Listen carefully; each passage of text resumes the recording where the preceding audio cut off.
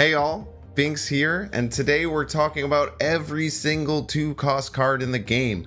We are going to go over how to use these 2-cost cards, what decks you might want to fit them in, their overall power level, and how they are seen and where you'll see them as you're going through pools 1, 2, and 3.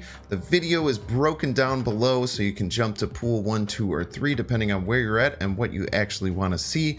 I really enjoy making these videos. Let me know down below what's your least favorite 2-drop and most favorite 2-drop, and I really look forward to continuing this series as I find time in the future.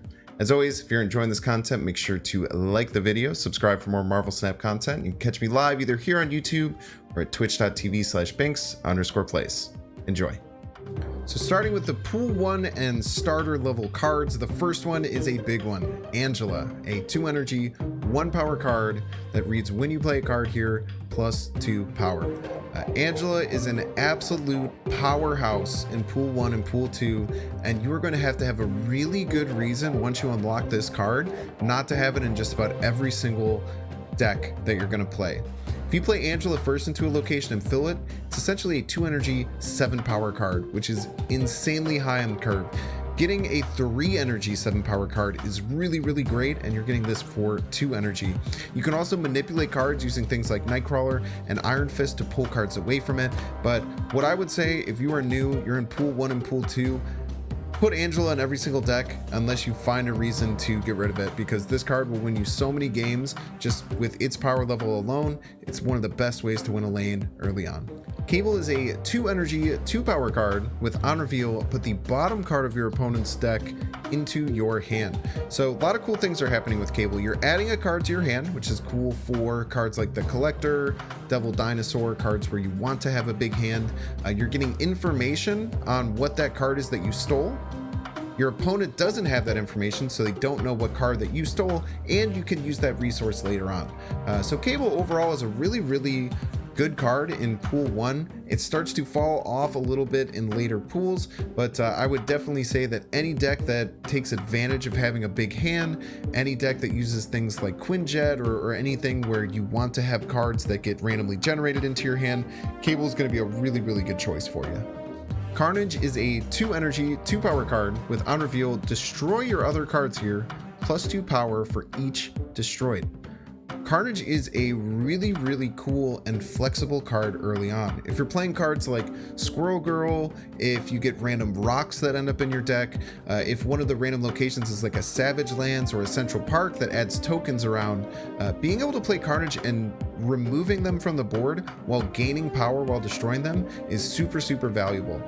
I think that it's the best destroy card. I think it's much better than a card like Deathlock. I think that it can fit into just about any deck, especially if you're getting anything like Green Goblins or Hobgoblins that are ending up on your side of the board. Carnage is a really great way to clean those up and get some extra power out of it.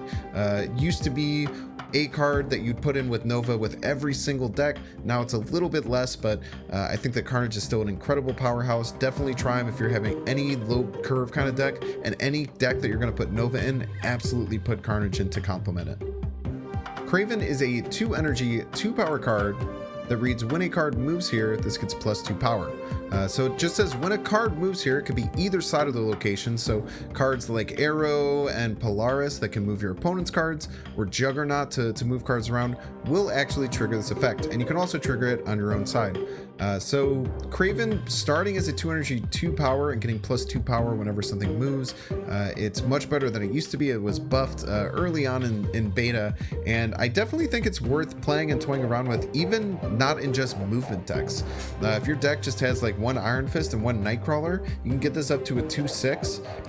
Really powerful stuff that you can get out of it. So definitely toy around with Craven. Any deck that you're running any card that moves like a Juggernaut or anything like that, try and fit Craven in and see what you think. And then in base move decks in pool 2 and pool 1, definitely going to want to include Craven for that extra power bonus.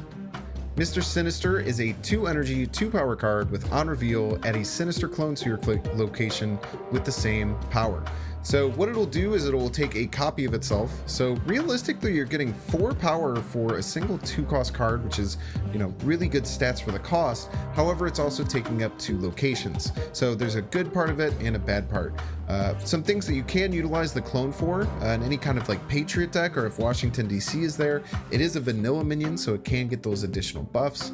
This can be a great way to set up for your Carnage, so even though you're going to take up 2 spaces, the Carnage can eat both of them, so you get those spaces back. This also works well with things like Forge, so if you play down a Forge and then play Mr. Sinister next, it's going to copy that +2 power. So any kind of buffing effects like a Koye or Nakia to buff this card up, you're going to get that effect doubled. So in Pool 1 and Pool 2, there are some places for Mr. Sinister if you're running Forge in your deck, or like I said, any of those kind of buff cards, but as you get further, this usually phases out. Medusa is a 2 energy, 2 power card with on reveal if this is at the middle location, +2 power. Medusa is one of those cards that's going to start in your deck, and it's just going to be a staple 2-drop early on. Getting that 4 power is really easy as long as you can play it on the middle location.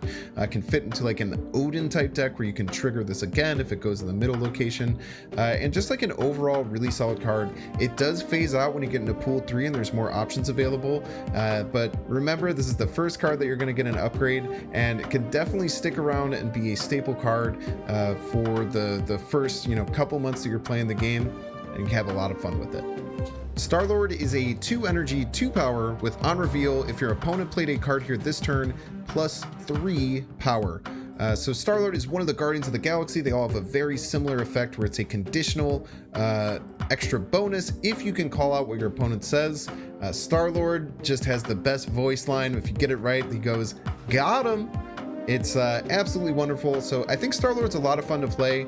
The problem with Star-Lord, as far as including him in a lot of decks, is that he's underpowered if you don't get the bonus. If you look at something like Rocket Raccoon, it starts as a 1 energy, 2 power, and then gets +2. This starts understated, but can get overstated. So it's a little bit harder to see play, but definitely early on in like your Pool 1 days, Star-Lord can be a good 2 power card.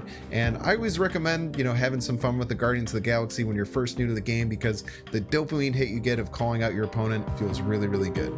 Armor is a 2 energy, 3 power card with ongoing. Cards at this location can't be destroyed. Now this is a mirrored effect. It affects both your side of the location and your opponent's, and it can be used both offensively and defensively. It's really interesting. So if you're facing a lot of destruction type decks and you see your opponent play down something like a Nova or the Hood, something that's a really, really good destruction target, you can play this defensively and play an armor on it, not allowing them to destroy it.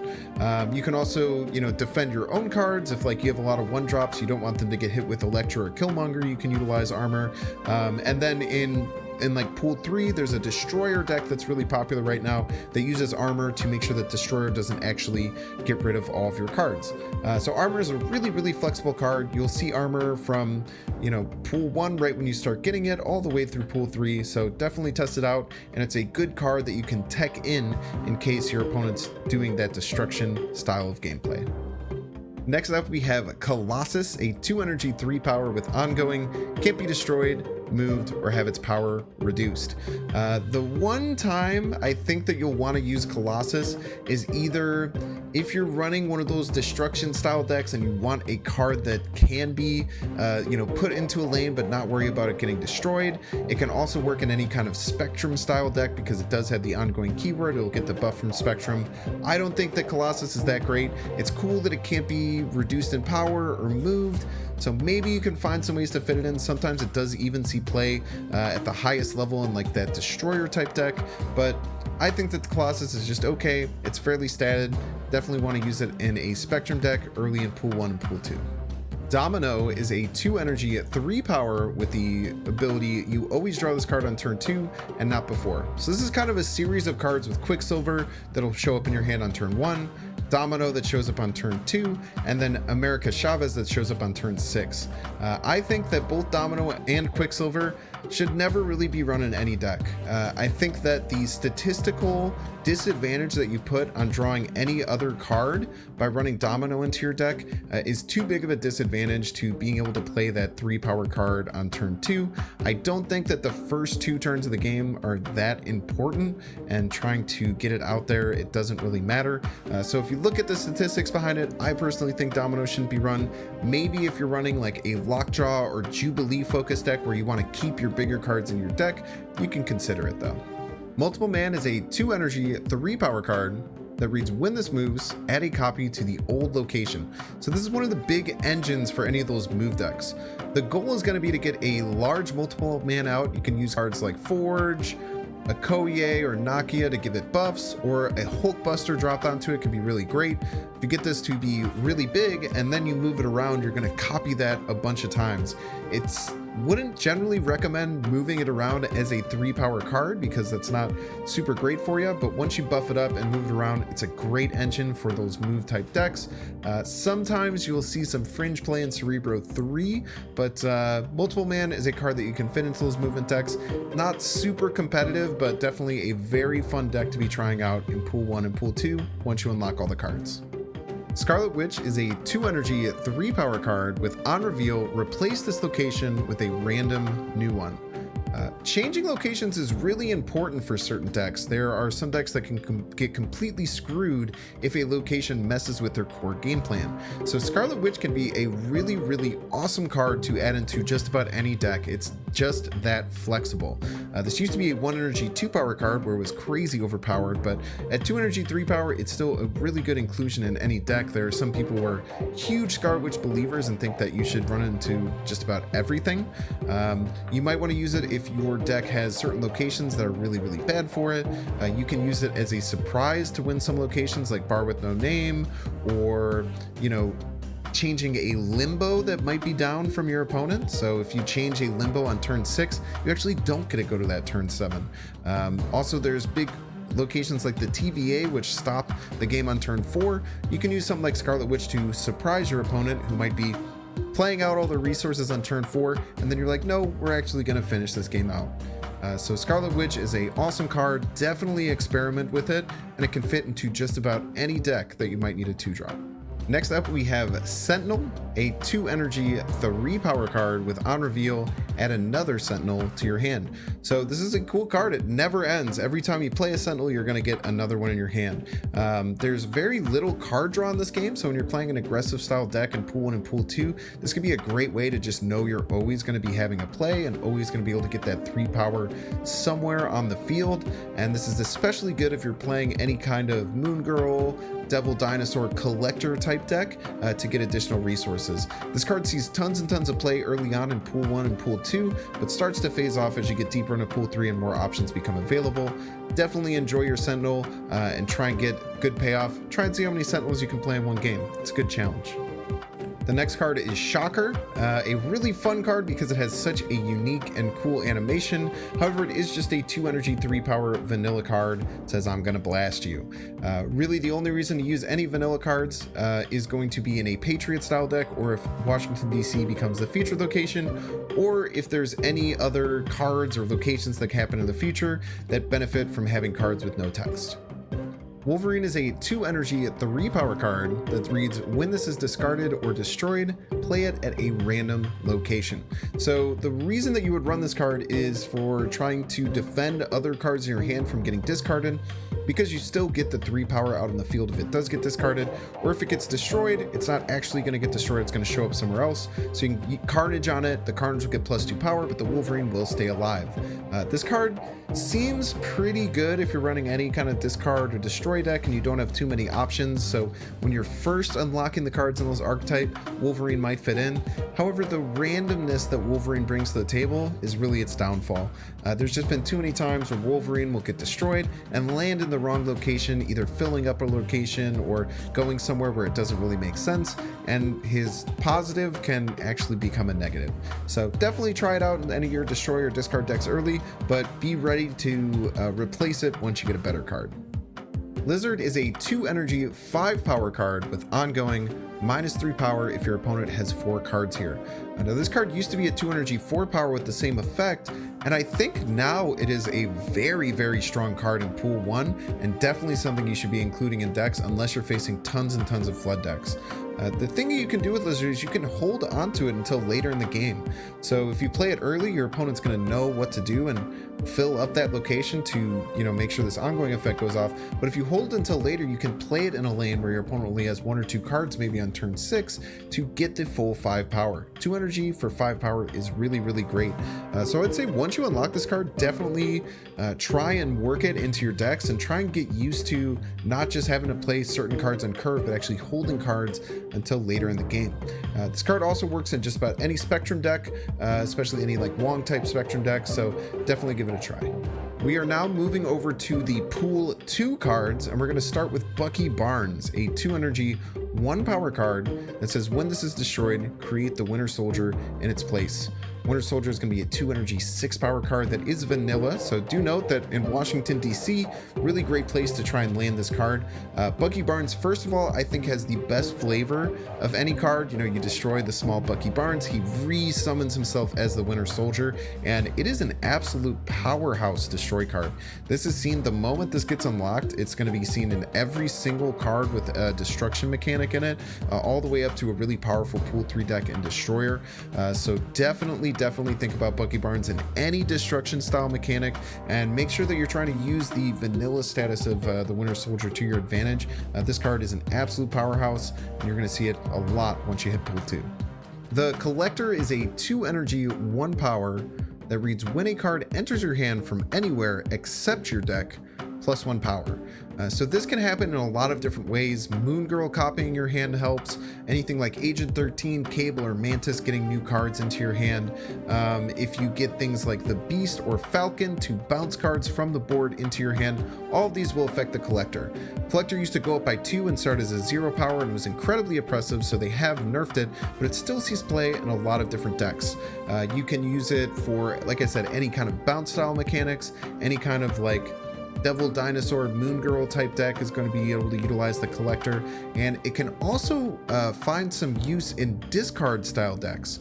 If there are cards like Swarm and Apocalypse where you discard them, they reappear in your hand, this will also trigger the Collector. So Collector is a really versatile card. It got its power level more in line so that it's a bit fairer to use now, but definitely going to find a lot of ways to utilize it. So sneak it into a lot of different decks, especially if you want to run something like a Quinjet. It's my favorite thing to pair with the Collector. Next up, we have the meme himself, Michael Morbius, a 2 energy, 0 power card with ongoing +2 power for each time you discarded a card this game. This is going to fit into just about any discard deck, especially one that's trying to discard things like Swarm or Apocalypse a lot of different times. Works really well with things like Hellcow. If you're even just getting 2 or 3 is really great discards, Morbius is going to work. The other great thing about Morbius is that cards like the Collector, you have to have them out to get their ability to grow. You can save Morbius till the end of the game. If you top deck him on turn 6, you can play him and he still gets that power bonus for every card that's been discarded. So Morbius, not a joke in this game. Definitely a really fun card that you can sneak into any discard deck, especially ones that focus on discarding Swarm or Apocalypse. Okoye is a 2 energy, 2 power card with on reveal, give every card in your deck +1 power. So Okoye has had a couple of different changes and was really overtuned and overpowered early on. Now it kind of sits in a really good spot where it's rarely seen and mostly in decks where you're going to get more than just the additional buff out of playing it. So decks that have token type cards like Brode and Mr. Sinister will want to use this, but honestly when you get this in Pool 2 and you're running any aggressive style deck, I definitely think it's worth trying out in your deck to see how you like it, because the additional power that you can get for your later turns can really pay off, and at a 2 energy 2 power it's really nice. It's kind of like the opposite of a Scorpion. A Scorpion's going to do -1 to your opponent's hand, this is going to get +1 to your deck. So those cards are really similar, both really strong 2-drops to include. In Pool 3 it's starting to lose a little bit of faith and not as much play, but in Pools 1 and Pool 2 definitely throw Okoye in your more aggressive or lower statted decks. Scorpion is a 2 energy, 2 power card with on reveal, afflict cards in your opponent's hand with -1 power. Scorpion is a powerhouse card and is my go-to 2-drop when I don't know what to put into a deck. If you can hit 2 or 3 cards that your opponent is going to play with -1, essentially you're playing Scorpion as a 2 energy 5 power card or a 2 energy 4 power card. It's also that disruption can be really nice against cards like Iron Man and all these various cards that might add additional copies. If your opponent's playing Mysterio, it'll hit all 3 copies as opposed to just 1. So once you unlock Scorpion, I would definitely recommend throwing him into a lot of your decks. Try him out, see if you feel like playing Scorpion early allows you to snowball and get ahead later in the game, because your opponent's going to have a bit weaker of a hand. But definitely this has the big stamp of approval as one of the staple 2-drops in the entire game, from pool 2 all the way through pool 3. Swarm is a 2 energy 3 power card that reads, when this is discarded from your hand, add 2 copies that cost 0 to your hand. Now this card has a big and very unique ability. So there's a few different ways that you're going to utilize this card. In just any general discard deck that you're building early in pool 1 and pool 2, it's a great inclusion. If you're discarding this card, it's going to protect your other cards you might not want to discard, and you're going to get free 0 energy cards to play out on later turns. So it can be really nice to just kind of like aggressively go out and just play 2 cards really quick on turn 6, along with your Apocalypse that you're probably also playing in this deck. Swarm can also work in a collector style deck, because once you discard it, you're actually going to get 2 copies into your hand. So that and Apocalypse, they get discarded a bunch of times. You can use it to both grow a collector as well as a Morbius. So really different ways that you can utilize Swarm, but early on you're probably just going to throw it into any of your discard decks that you're doing to get those 0 energy 3 power cards that can really make the difference in your decision making on turn 6. Finally, for pool 2, we have Cloak, a 2 energy 4 power with on reveal, next turn both players can move cards to this location. Cloak is a very interesting card. It's overstated, so 4 power for 2 energy is pretty darn good, and it's a very cool mirrored effect. So if you can utilize this effect a little bit better than your opponent, it's definitely going to be worth it. Any deck that's running Kraven can definitely utilize a Cloak. If you Cloak on top of that Kraven location, your opponent has to sort out, do I move any cards here? Because if I move cards here, I'm going to buff my opponent's Kraven, or am I just going to let my opponent take advantage of that by themselves? Cloak has great synergy with things like Angela to pull cards off of that location and open up more spots for it. And Cloak can give you some cleanup on a key lane where maybe you're trying to do some kind of combo. You can pull away any tokens, rocks, any disruption style cards that your opponent can throw out down on there. I would definitely say that Cloak is an underrated card. When you unlock it in pool 2, try and fit it into some decks other than just move decks and see how you like it. 4 power for 2 energy is a huge premium, so definitely worth checking out. Starting over with pool 3, we have Adam Warlock, a 2 energy 0 power card with, at the end of each turn, if you're winning this location, draw a card. Drawing a card is something that very few cards actually have. So it's this card, the Infinity Stones that Thanos will shuffle into your deck, and Thanos isn't even out yet, and then the Mighty Thor Jane Foster, the only cards that will actually give you your own card draw. So card draw is a huge premium, and you can see why this card is so understated. You get 0 power for 2 energy, and you have to be winning at this location at the end of your turn to draw that card. The problems with Adam Warlock is that you're not getting any power out there. It's hard to get him down early and be winning at a location. Some certain locations make it a bit easier, like Atlantis or Nidavellir, some ways that you can give it additional power if your opponent's side is empty.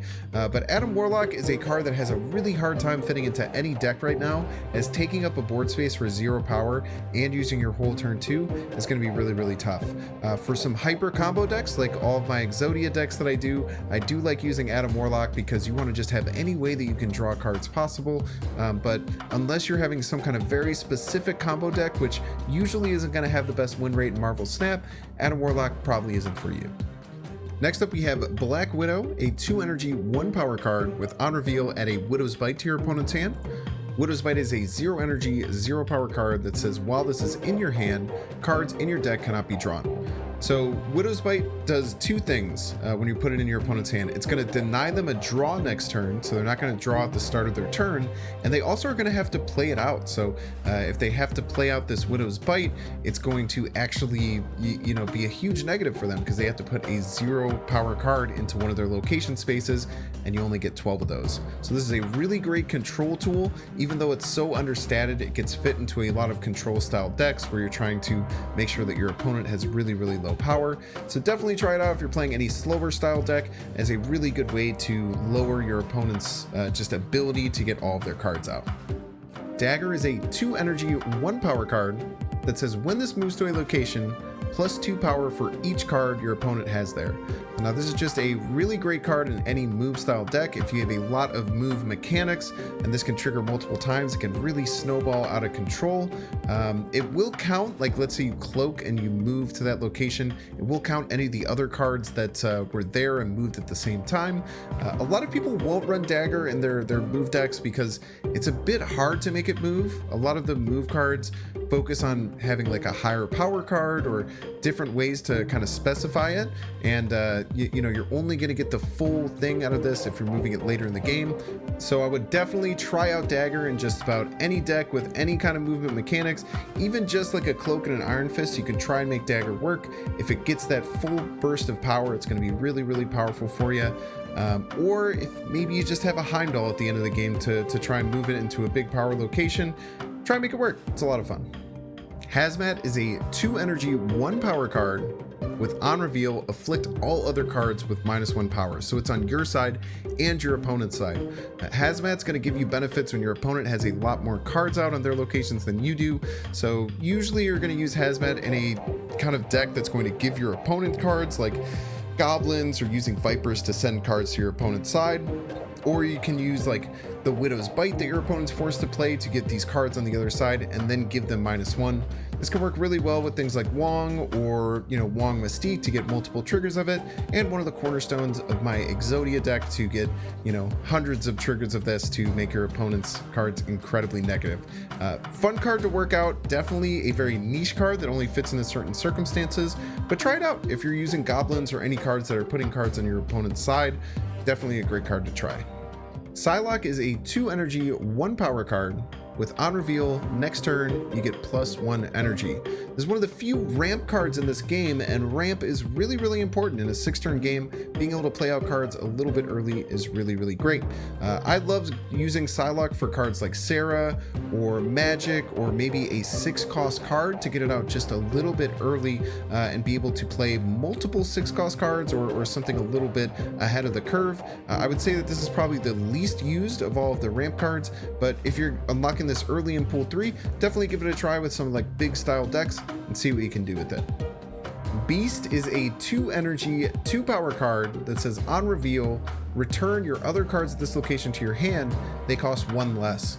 So this is a really fun card that can discount cards that are already out on the field and give you chances to get multiple triggers of different on reveal effects. So you can use things like Korg, Iceman, pull them back for free into your hand. They now cost 0, and get those triggers again.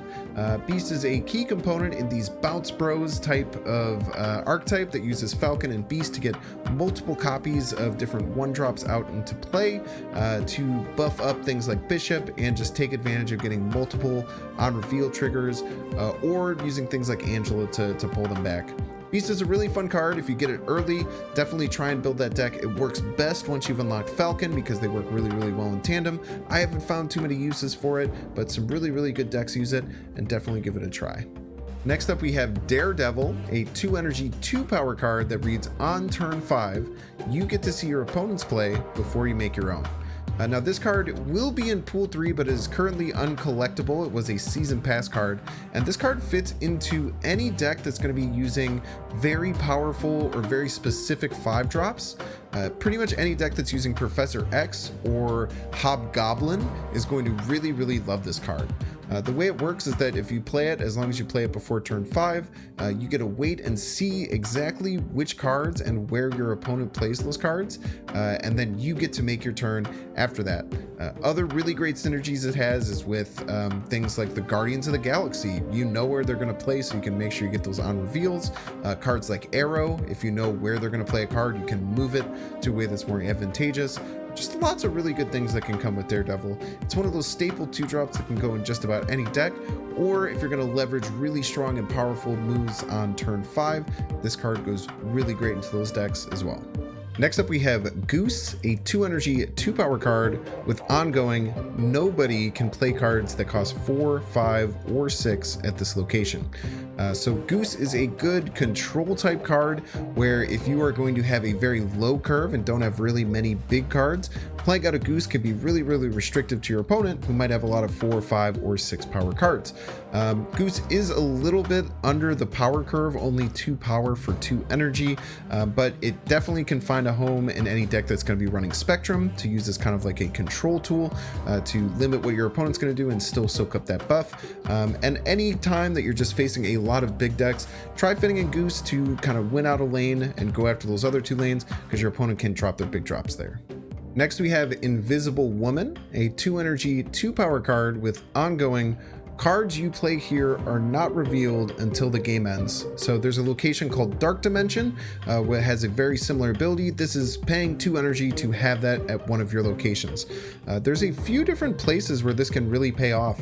Where it's seen most is in a Hela discard style deck, where you hide some discard cards and a Hela and Invisible Woman, and then at the very end of the game, you're going to discard a bunch of cards out of your hand, and then have that Hela pull those cards back out onto the field. Invisible Woman also sees some plays in some combo decks. You know, if you play Invisible Woman, you can hide some things like, you know, a Wong, and then maybe, you know, like a Dr. Doom or a White Tiger to only trigger at the very end of the game. And it can also help those cards avoid getting Enchantressed. Because if your opponent Enchantresses this Invisible Woman, it'll just stop the Invisible Woman, then those cards will reveal and they won't get hit. So definitely a really cool card. Try it in your different combo decks, and then once you get like the Hela discard package, definitely going to be a staple card in that deck. Mojo is a 2 energy, 2 power card with ongoing if both players have 4 cards at this location plus 6 power. Incredibly powerful effect to go from a 2/2 to a 2/8 is really huge. You can think of this as kind of like a doubled Ant-Man. So instead of a 1/1, it's a 2/2. Instead of +3, it's +6. And instead of just your side, it's both sides. So Mojo finds its way into a lot of different decks. Any kind of like big Sarah decks in Pool 3 are using him. Just a great 2-drop card in any kind of Swarm style deck. What's cool is that you don't have to play Mojo early, because you play Mojo early, your opponent knows how to play around it. Being able to play it on turn 6 can kind of guarantee that you're going to stuff that into a lane that's already completely full. Mojo also has like some good mind games about it. You know, let's say you have 2 cards at a location, your opponent has 3, you put that Mojo in there and you're ahead by like 1 power. Well, surprise, you're really up by like 7 power, because if your opponent plays a card into there, it's going to trigger that Mojo and go get that +6 power. So your opponent's going to have to do the plus and minus of, do I fill up this location even though it's going to give them +6, or do I just give up on it? Mojo can be played in just about any Swarm style deck, any deck that uses Spectrum or like a Wong going style deck. Just an incredible 2-drop card. Definitely try and fit it into your decks once you unlock it in Pool 3. Baron Mordo is a 2 energy, 3 power card with on reveal, your opponent draws a card, set its cost to 6. Now this card got changed recently to make it set its cost to 6, and a lot of people got excited about that change. I am not one of those people. I think that Baron Mordo is almost always a downside. The only reason you'd ever run Baron Mordo in a deck is if you're running a Ronin deck. So a Ronin deck gets extra power if your opponent has additional cards in their hand.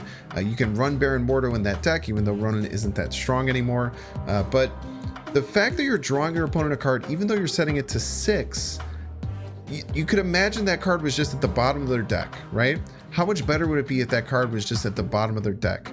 It's really the same. So you're not doing anything except giving them the option to play that card for 6. And you can even just draw a 6 cost card for them that's already going to cost 6. Give them an additional draw. So I would say that Baron Mordo It's kind of bait, so definitely don't run it in any deck unless you have some specific reason that you want additional cards in your opponent's hand or you're playing a Ronin deck.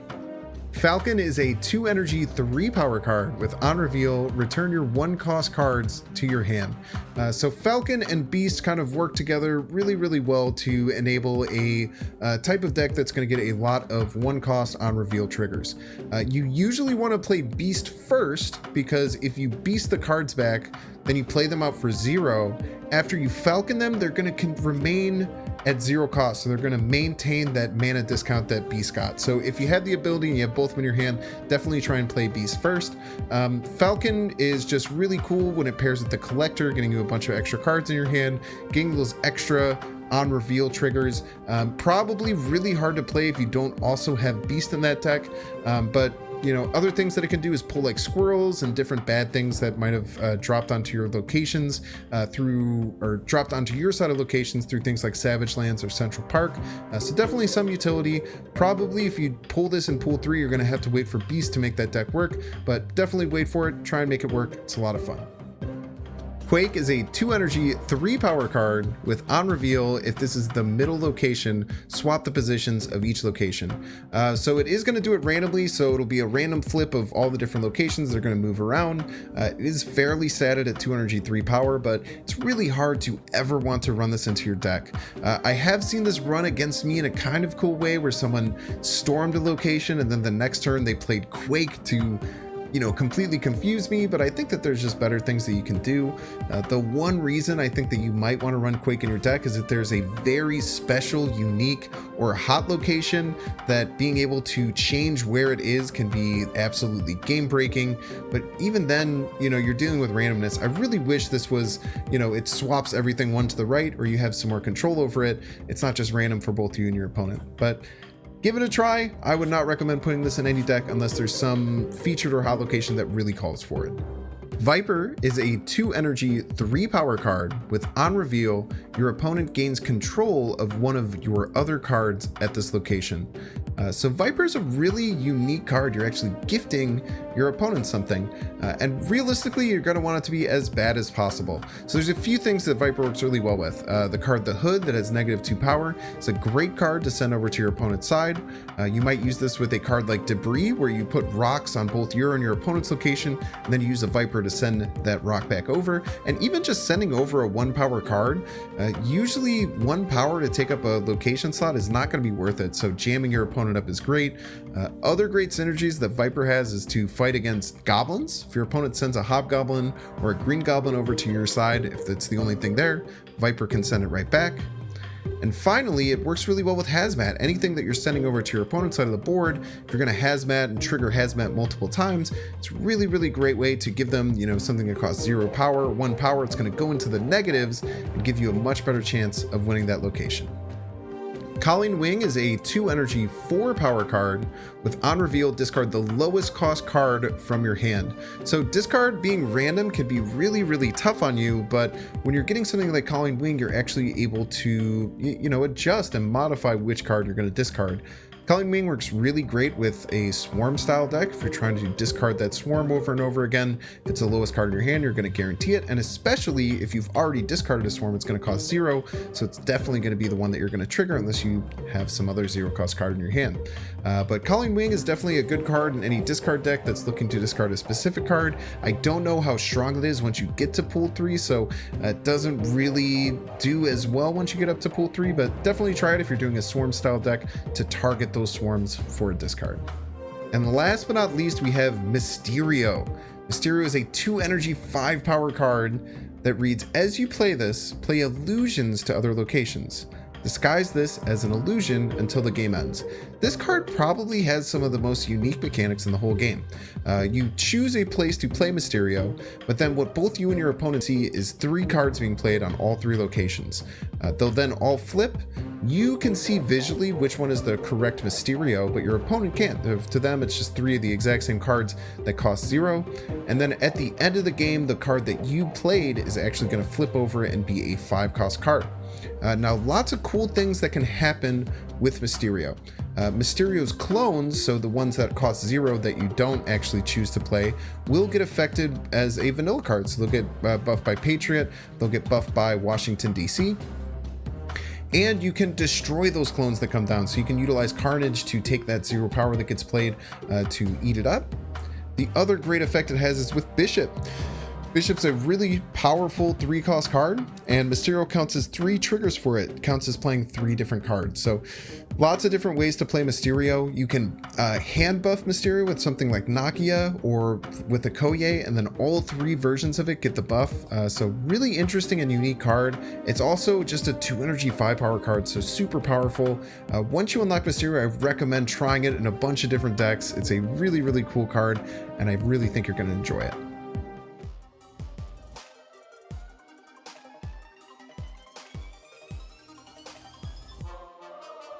Make sure to subscribe.